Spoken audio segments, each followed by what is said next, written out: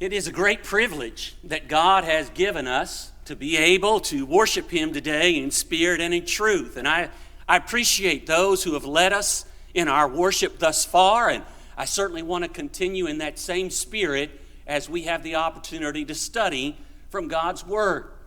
The lesson that I want to share with us this morning, I've entitled The Christian's Responsibility to Government.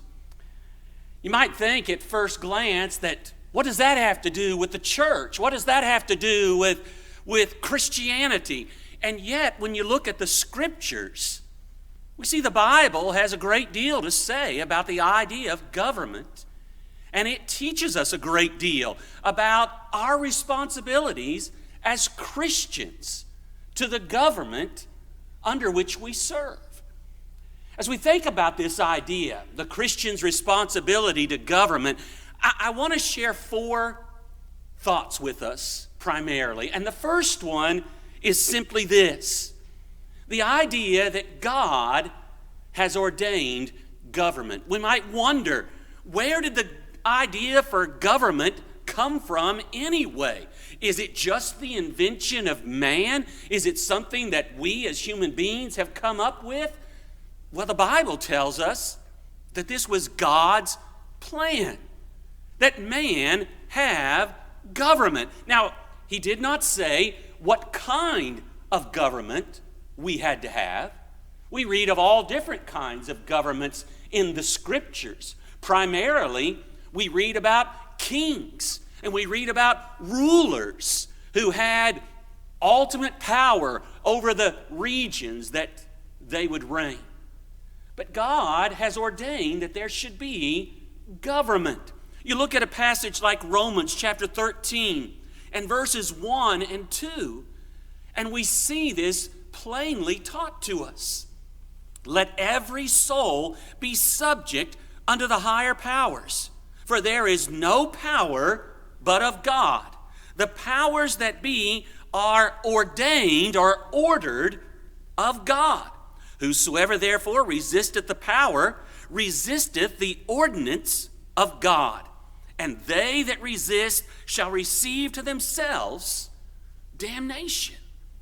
God is the one who has ordered that there be government. He is the one who is ultimately in charge, and we need to remember that He is over all governments. Daniel chapter 4 and verse 17, we find Nebuchadnezzar speaking of a dream that was given unto him. He was telling it unto Daniel so that Daniel could interpret that dream. And as a part of his dream, he tells Daniel, this matter is by the decree of the watchers and the demand by the words of the Holy One. Now, remember, this was a dream about a huge tree that took care of all the world, and this tree was cut down with only the stump remaining. And so Nebuchadnezzar says, here's what the dream was trying to teach me, to the intent that the living may know that the Most High ruleth in the kingdom of men, and giveth it to whomsoever He will, and setteth up over it the basest of men. We see that in government, through government, glory is going to be given to God. When there are good rulers, when there are good leaders, God is honored. But what about when those leaders are wicked, when they are evil individuals? How is God honored, or how is glory given unto Him when that is the case? Well, folks, we may not like to think about it, but honor and glory is given to God when He brings His judgment upon those governments. You think about Pharaoh and his refusal to listen to God and his messenger Moses. Was glory given to God? Absolutely. How? Through the destruction that was brought upon Egypt in those plagues. God's glory was still seen. And if men choose to practice wickedness, God will bring judgment upon those people. His glory will be seen. Again, in John chapter 19 and verse 11, you see Jesus expressing this idea that government is something that is ordained of God. Pilate has just said to Jesus, "Knowest thou not that I have the power to crucify thee or to set thee free?" And Jesus' response is, "Thou couldst have no power at all against me, except it were given thee from above. Therefore he hath delivered me unto thee, or he that hath delivered me unto thee hath the greater sin." Jesus recognized that government comes from God. It's ordained of God. Why? Why did God ordain that there be government? Well, folks, if we lived in a perfect world, I suppose we wouldn't need government, because everyone would do what was right. No one would cheat or lie or steal or kill or anything else against their neighbor. We don't live in a perfect world. We live in a fallen world, a sin-stained world. And government has been ordained by God to keep order. That's why we need government. And we can see that as we look at this second idea, that God has given us the purpose of government. This might surprise us as we think about what the scriptures say about the purpose of government, because we look at our government, we've had it for over 200 years now, and we think, well, this must be the way that God wants government to be. But look at what the Bible says. Again, going to Romans chapter 13.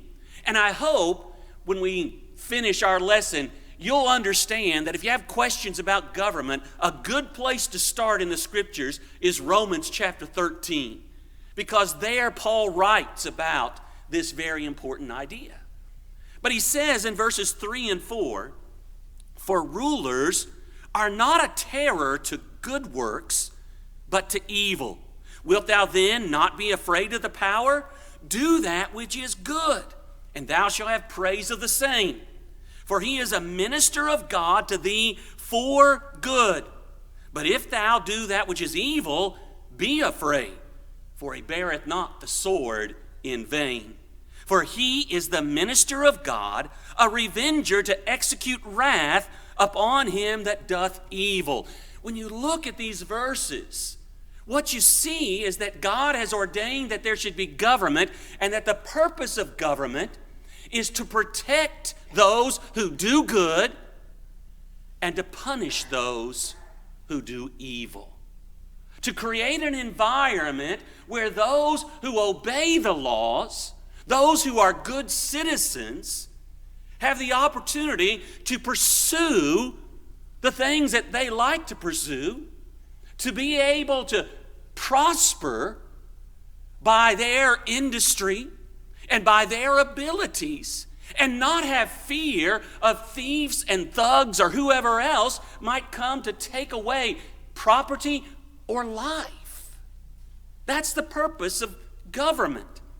In Acts chapter 24, when Paul is on trial, the Jews bring out a great orator, a man by the name of Tertullus, and he's going to present their case. Notice what he says as he begins. Tertullus began to accuse him, saying, "Seeing that by thee we enjoy great quietness, and that very worthy deeds are done unto this nation by thy providence, we accept it always, and in all places, most noble Felix, with all thankfulness." He praises the governor for the quietness, for the peace that he keeps in his area. Now, he may have just been giving him some kind of compliment to try to win him over, but in doing so, he's really talking about the purpose of government. And he's telling Felix on this occasion, you're doing a good job. We appreciate the peace that you keep. Brother Dave Miller wrote an article about this very idea, and in that article he made this statement: the government does not guarantee, let alone provide, prosperity. It simply ensures a peaceful atmosphere in which citizens can pursue their vocations and earn their living unhampered by thugs, thieves, and other criminals. He went on to say its core function is to maintain order, peace, protection, safety, and stability in society so that citizens may be permitted to live their own lives and have the freedom to make their own decisions. I think that's a wonderful statement that he makes there about the purpose of government. And folks, if you go back to our founding fathers, you can see that they had that same kind of idea. And their idea came from what Scripture teaches, the Bible teaches, about government. Here is a statement made by Samuel Adams, who was a signer of the Declaration of Independence. Government was instituted for the purpose of common defense. The grand end of civil government, from the very nature of its institution, is for the support, protection, and defense of those very rights, the principle of which, as before observed, are life, liberty, and property. That's what government is to do. To keep the peace, to protect, to provide this atmosphere where there is safety, and to punish those who violate the rights of others. Now, that's interesting, isn't it? If we were to ask people today, what do you think the purpose of government is? I imagine we'd get a whole lot of different kinds of answers. But I want us to understand, it is not government's role to take care of us, to support us, to provide every need that we might have. That's not their job. It is not the job of government to try to indoctrinate us, to use our education system to try and push atheism and evolution down our throats, or to try and get people to accept the practice of homosexuality, or whatever else it may be trying to teach. That's not its job. It is not its job to try and create jobs. Almost in every election, the number one issue is going to be the economy. That's not government's job. And it's certainly not its job to try and control the weather. Folks, government has a purpose. And when government doesn't do what God has ordained it to do, you get into all kinds of troubles.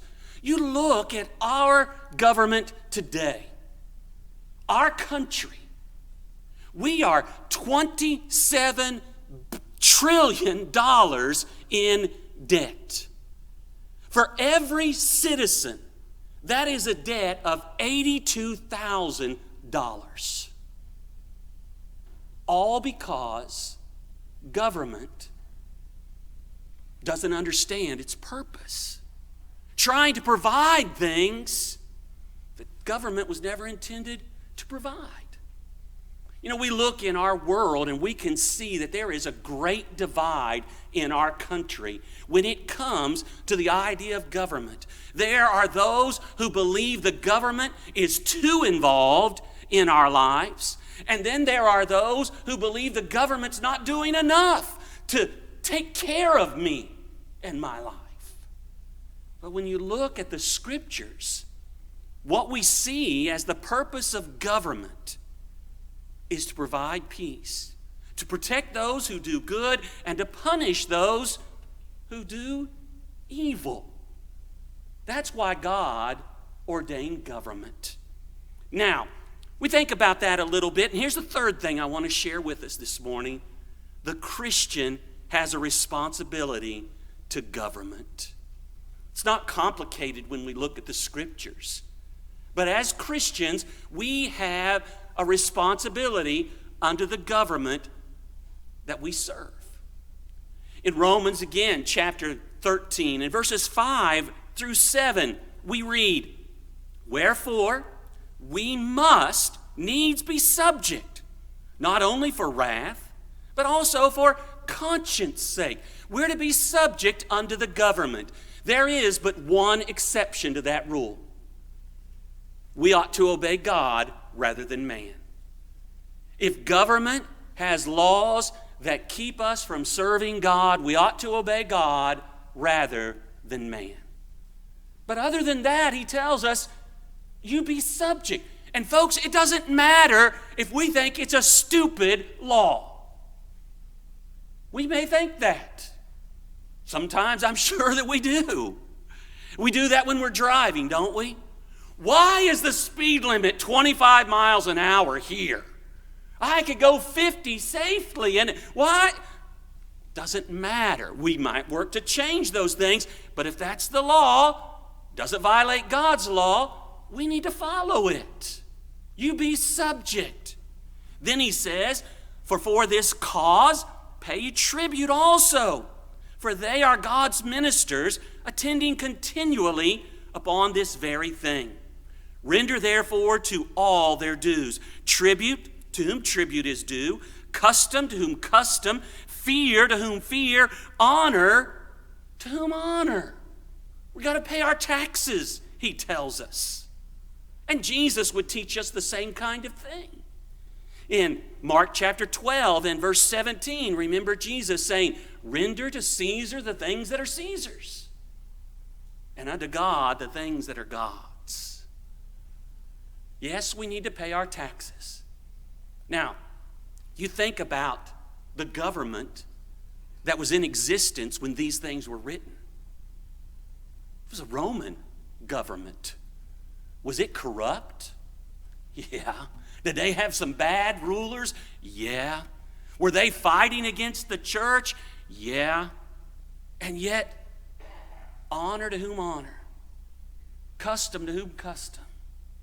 Tribute to whom you pay your taxes. You submit to the government. And you even do this, he says, as we think about our responsibility. 1 Timothy 2 and verses 1 and 2. "I exhort therefore that first of all, supplications, prayers, intercessions, and giving of thanks be made for all men, for kings and for all that are in authority, that we may lead a quiet and peaceable life in all godliness and honesty." When Paul writes those words, Nero is the emperor. And yet he says, we've got to pray for him. Let's pray for our leaders. I know sometimes we say, there's nothing I can do. We can always do this. And there is great power in prayer. And so we learn of our responsibility. And really, what it involves is this. We need to be the best citizens any government can have. We are going to be law-abiding. As long as those laws don't violate the Word of God, we are going to be the best citizens that any government can have. We're going to follow the laws. And we're going to pray for those who are in leadership. We might be praying for them to change their minds. We might be praying for them to have a change of heart, to learn the truth, to follow God's will, but we're praying for them. And we're paying our taxes, and we're giving the honor that is due. Now, there's one more thing I want us to talk about as we think about our responsibility to government, and that is how the Christian can bring about change in the government. There's some ideas that are given to us in God's Word. Things aren't going the way that they should. They're not following God's will. How can we change it? Well, we may not have all the power that we would like to see change instantly, but we do have power to change things. How do we accomplish that? First of all, Look at 1 Peter 2 and verses 13 to 15. Submit yourselves to every ordinance of man for the Lord's sake, whether it be to the king as supreme, or unto governors, as unto them that are sent by him for the punishment of evildoers, and for the praise of them that do well. For so is the will of God, that with well-doing ye may put to silence the ignorance of foolish men.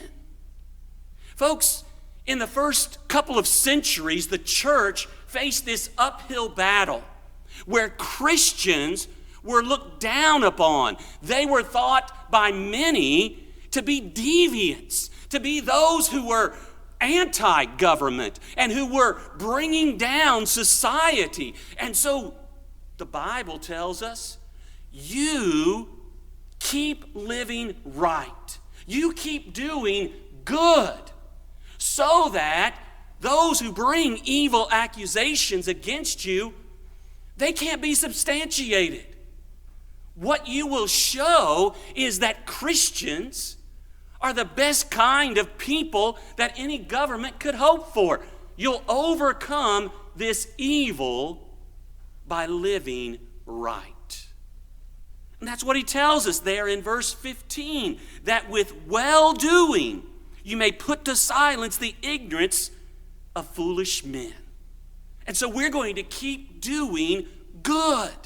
Keep practicing what is right. It has a way of bringing about change. And then we can use the rights that we have as citizens of the government that we're a part of. And that's scriptural. Paul had rights as a Roman citizen, and he would use them at different times. In Philippi, after he had been beaten, many stripes laid on him, put into prison, and those officials wanted to dismiss them quietly, he reminded them, I'm a Roman citizen. You have them come down here and dismiss. He used his rights. Did the same thing in Jerusalem when they were going to examine him by scourging. He was a Roman citizen. You couldn't do that. Now, he didn't always use those rights, but he did at times. And then you look at a passage like this in Acts 25 in verses 10 and 11, and what you see is Paul using a right that he had, again, as a citizen. He appeals his case unto Caesar. There was no reason for Paul to be in prison. He'd been there over 2 years, and no charge against him. Great injustice. And so he appeals the case unto Caesar. Now we know, as we look at the account, that this is God's way of getting him to Rome and preaching and sharing the gospel there. But it ends up being as a prisoner. But you see him using those rights. And folks, we have rights. We have a constitution. And part of that constitution is the Bill of Rights, the first 10 amendments.